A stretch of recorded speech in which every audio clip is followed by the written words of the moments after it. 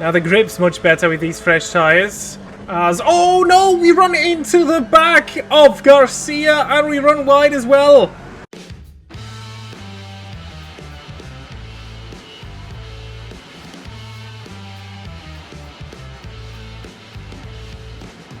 Welcome back to our 2019 IMSA Sports Car Championship in Automobilista 2, where we return to endurance racing, as today we'll be competing at the 6 hours of the Glen at Watkins Glen International, one of the true grades of American racing circuits. Today we'll be back to a 1 hour race with conditions as they were in real life, which means a mix of sun and clouds but no rain to worry about. Considering the starting grid, this should be a really exciting one, as once again we take the number 67 Ford's real-life position of second, just behind Antonio Garcia, second in the championship, just 2 points behind us, and just 1 position ahead of Oliver Gavin in the other Corvette, also 2 points behind us in the championship. So this really could become a titanic fight at this beautiful venue, where we are also back to a full grid with all classes competing. Well, and here we are then, rolling on to the start-finish straight to start the 6 hours of the Glen. Garcia gets a better start and retains first position. He will have the inside for turn 1. We have to drive a bit on our mirrors, as we're being put under pressure by one of the BMWs, who overtook Oliver Gavin. As we go up the S's onto the back straight, which is probably the circuit's best overtaking spot. Slipstreaming and then the inner loop chicane, which is coming up. We are still under attack from Edwards, but we managed to stay ahead. And we even gain on Garcia. And now where is Gavin? Gavin is past Edwards again. And now he's putting us under pressure as we enter the part of the track that is known as the boot. That's been chewed. This little corner here is known as toe.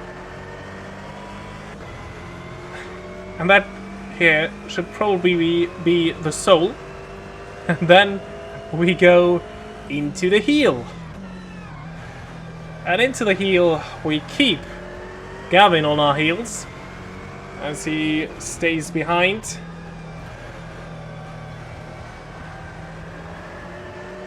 And now already onto the last 2 corners we go.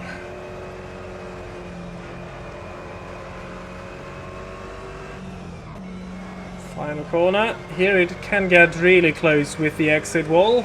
Bit conservative. May have been able to carry a bit more speed on to the pit straight. But we'll live to fight another day. But for the moment it rather looks like we have to drive on our mirrors instead of attacking up ahead. And now through the S's side by side with Gavin we go. Great move from him. We leave each other the space. And then he is through, but we get a chance to slipstream him down the back straight. On the outside, trying to be late on the brake, side by side through the inner loop. And he backs out of that move. Lets us go ahead. And then we take P2.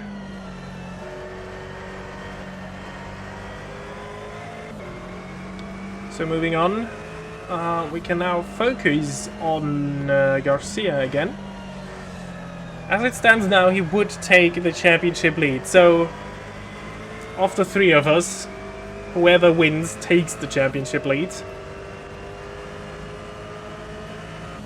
So, yeah, this is already, as we are already in the middle of the season, a fight that could become decisive in the GTLM championship fight, which so far is a pretty close one. And now let's see what we can do against Garcia, as right now we're sticking with him.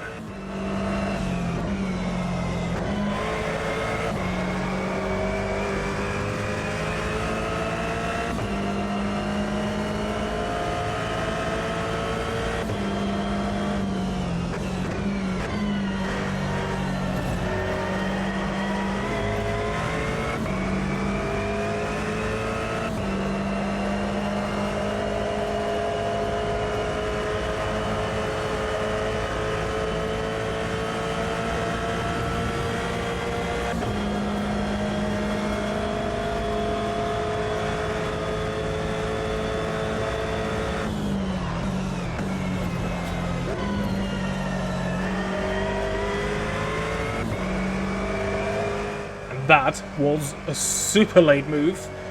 Somehow it worked. The AI a bit early on the brakes for the inner loop, on a bit hard on the brakes, I feel. But this part here, this is where they gain on us, as there is a bit of a twitch for me, and then it's Garcia through, and now there's a yellow flag. I couldn't see... Oh, it's back again. Oh, there's a car in the wall.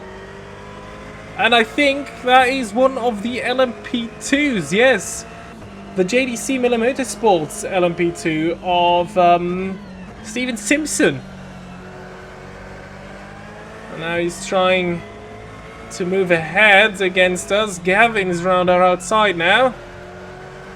Is he still there? I don't quite know. I think we're fully ahead. Ooh, I think Gavin made contact with the wall.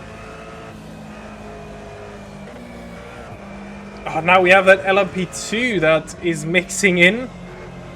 So his car still looks alright from what I could see, but he anyway decides to go into the pits. So that's very interesting. As we just managed to stay ahead of Gavin, who tried to find a way past us on the pit straight. So, a bit of chaos on that third lap. But as we go into lap 6, we've caught up again to Antonio Garcia. And let's see if we're close enough to do the same thing we did 2 laps ago. 3 laps ago, I think even, yeah. Up the S's. Gavin actually nowhere to be seen right now. So we build a bit of a gap. And now we are with his teammate. Not close enough to make a move into the inner loop this time, but then we get a better exit out of it as well. And then on to turn 5, the outer loop. We are side by side still as we go into the chute. But the thing is, he had that inside line. And therefore, he had the better position to retain the race lead in GTLM. Let's see if we can get a good exit there. Well, that might be another opportunity into turn 8, but it isn't for now at least.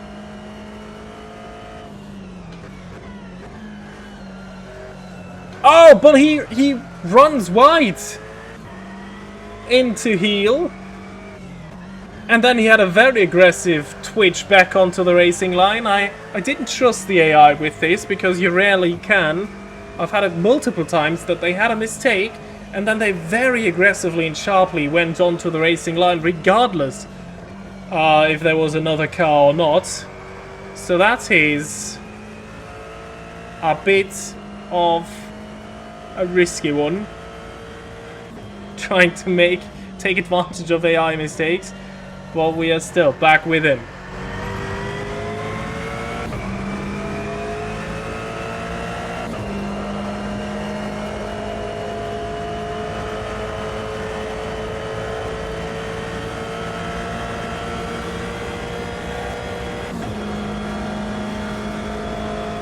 And I think surely this time this will be it. We have the outside, we are later on the brakes though. We still leave him enough space, but we are through and ahead. Which is brilliant news. Into turn 6 we go. Now, we are in a very different position, the position we haven't been in so far this race, because the hunter has become the hunted, and this is the part of the track where I really struggle, and that's an opportunity for Garcia maybe, into heel. But still, we stay ahead.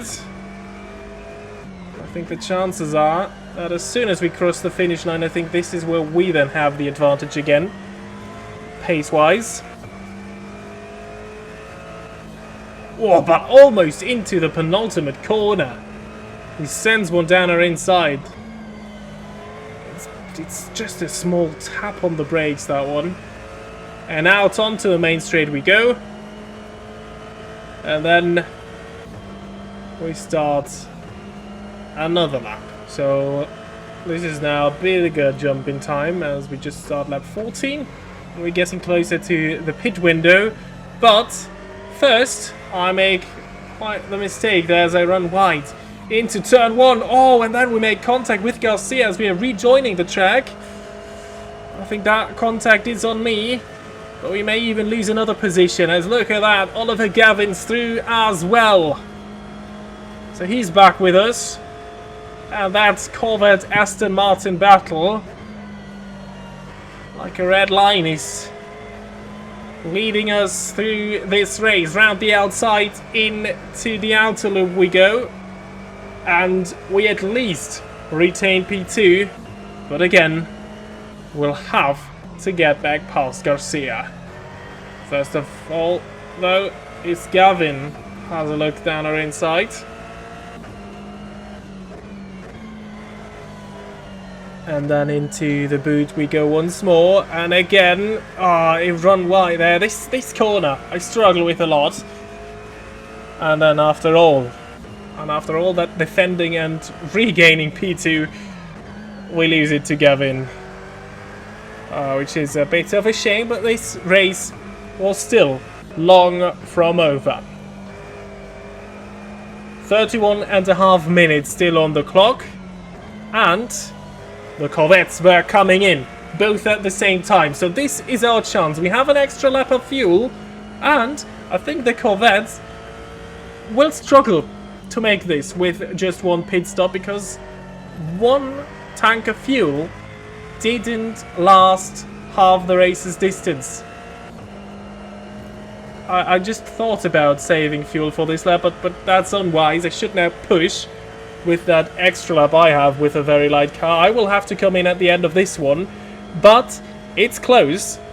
We might, if we save a bit of fuel, get an extra lap out of this, and I think if we manage that, we'll definitely be able to go to the end of the race on that extra tank of fuel. Ignore the mistake I just made there, but from now it's pushing, and then let's see how much we can save in that second stint. But I think we have a chance to make it on a one stop with the Corvettes. It will be a bit of a challenge.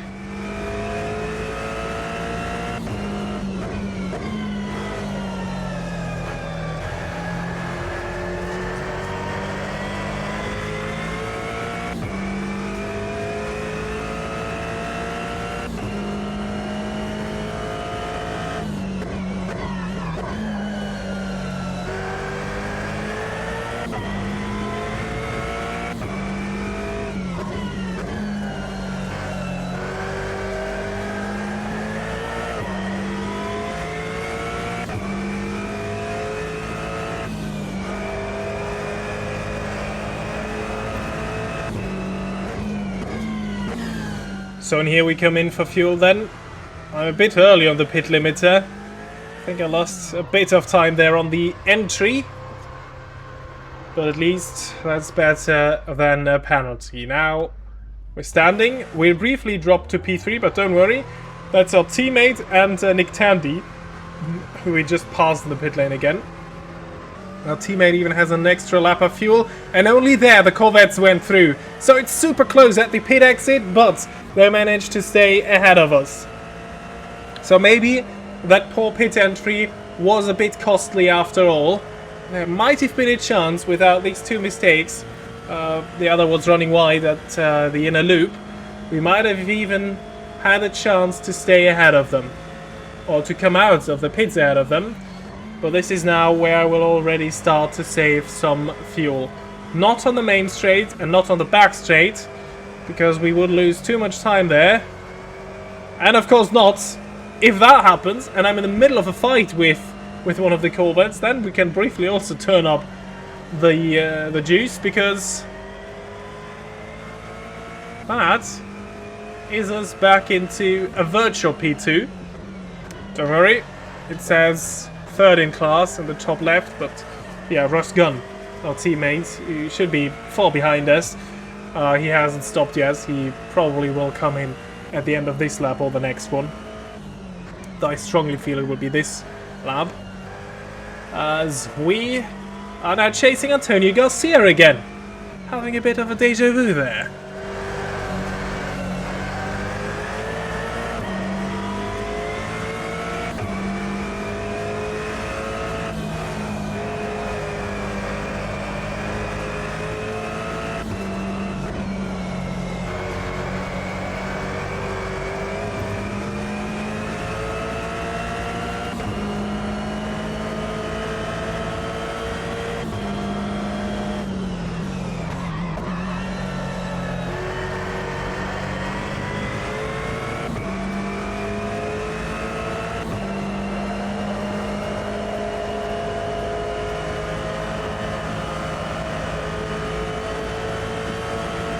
And I think here comes the mega opportunity. Now the grip's much better with these fresh tires. As oh no, we run into the back of Garcia and we run wide as well. Oh, well, that is us down to P3 once more. Ross Gunn, after all, he has been in the pits, but that was a bit of a mistake there. He was very early on the brakes, much earlier than I would have been. And that caught me completely off guard, but I wouldn't go as far as to call that a brake check. That, I think, was my bad. Good Garcia managed to hang on to it, so I think the only person we heard there was ourselves. But, yeah, still. That's a bit of an embarrassing one. And it's so unnecessary, because the thing is, our tyres were just in a good temperature window. They haven't been before, because the left-hand tyres, that was like that in the first turn, and it's starting to happen again. We're always overheating a bit. It's a warm summer day in upstate New York, and there's a lot of medium to high speed right-handers, which means the left-hand tyres are under a lot of stress, and yeah, you can feel this. We just had the grip of tyres in perfect operating window. If they overheat too much, we begin to slide. We don't want that. But yeah, we'll have to manage these temperatures now again. That's a bit of an annoying one because, yeah, could have been the race lead for me.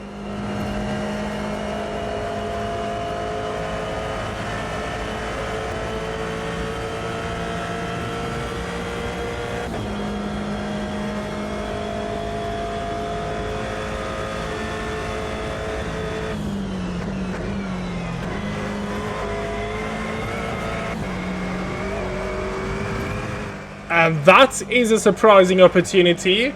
At the exit of the inner loop, we're past Garcia, and finally we managed to get past that yellow car again. Now his predominantly silver team colleague is just ahead of me. But for now, Garcia is trying to get back at us. We squeeze him to the edge of the circuit, but just leave him enough room. He has the outsides. Oh, and that is very close, but we retain the position. He might have had two wheels on the grass there out of tow, but really I don't care. We have the position, that's good. And let's see what we can do about Oliver Gavin.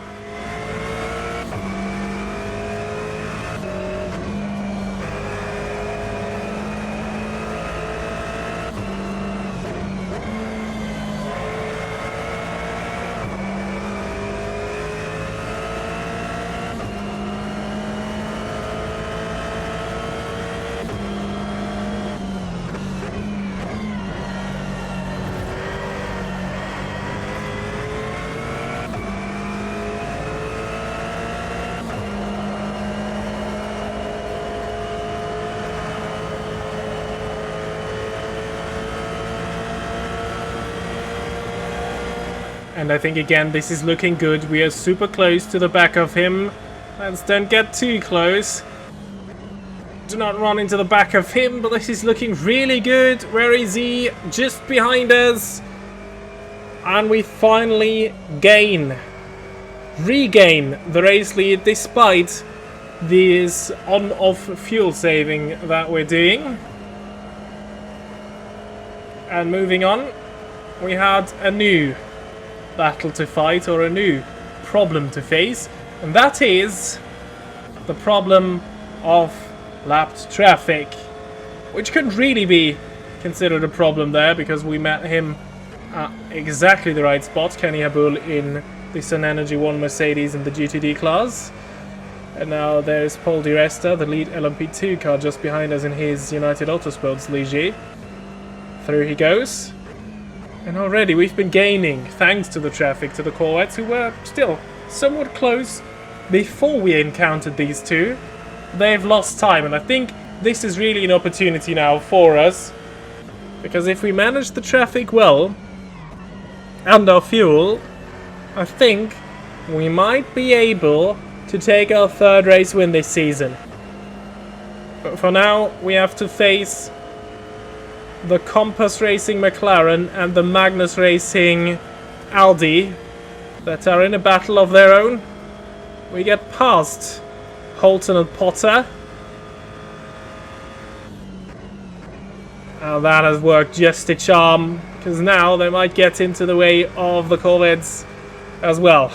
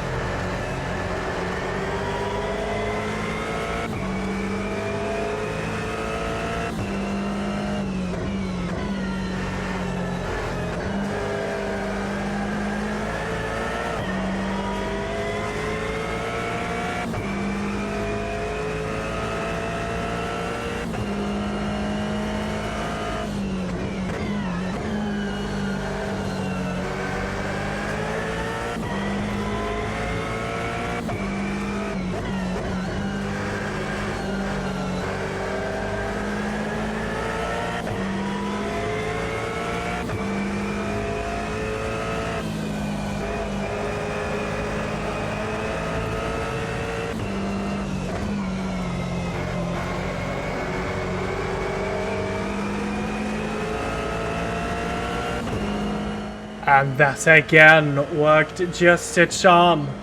We just reached them at exactly the right points in track. Oh no, things get a bit close here.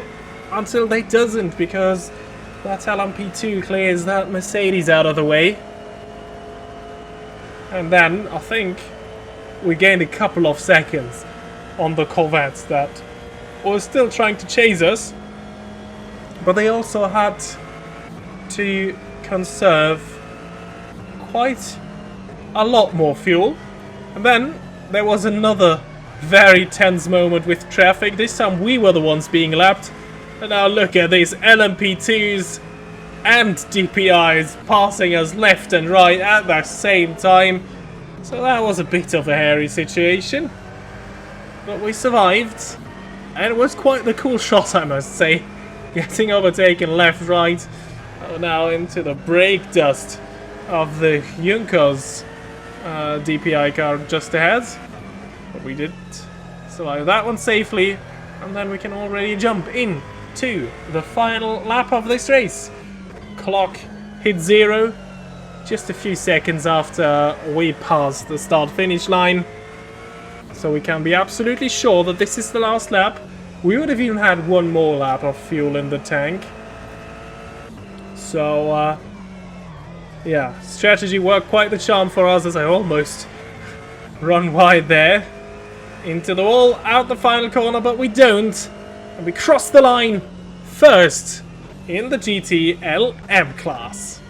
So then let's take a look at the full race results.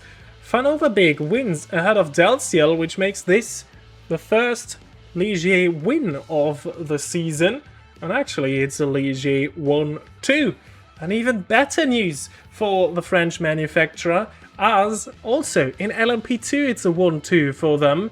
This track really suited them. Di Resta even beat Owen in the number 15 Junkers Racing DPI Cadillac, and Sebastian Saavedra second in the other Ligier in that class. Robert Allen, the championship leader, will retain his lead as he finished third, top of the Oricars. And then here we go, we see the GT-LM class right here. We win just one lap behind the overall race winner. Garcia and Gavin actually had to come in late race for a quick splash and dash. Rosgon, our teammate, couldn't take advantage, so Garcia and Gavin still finished second and third in class, so the championship will stay quite close. And then in the GTD class, very good day for Audi, as Ricardo Feller wins in that class ahead of Hargrove in the Pfaff Motorsport Porsche, and another Audi, Starbucks Motorsports Chase, who finished third and on the podium there. And then on the last page of the results, you see just a couple of other GTD cars, and yeah, no retirements today, which I think is a very nice change. But this is the real important stuff. In DPI, Renger van der Zande is still in the championship lead, but it's getting quite close at the top because he didn't have a good result today. 6 points he is right now, ahead of Johannes van Overbeek in the Tequila Patron Ligier DPI. And then it's Pipo Durrani, who is just 1 point further behind Johannes van Overbeek. And then just 2 points behind Durrani, there is Earl Bemba in the second Cadillac Chip Ganassi. So, this is shaping up to be a very interesting championship in DPI.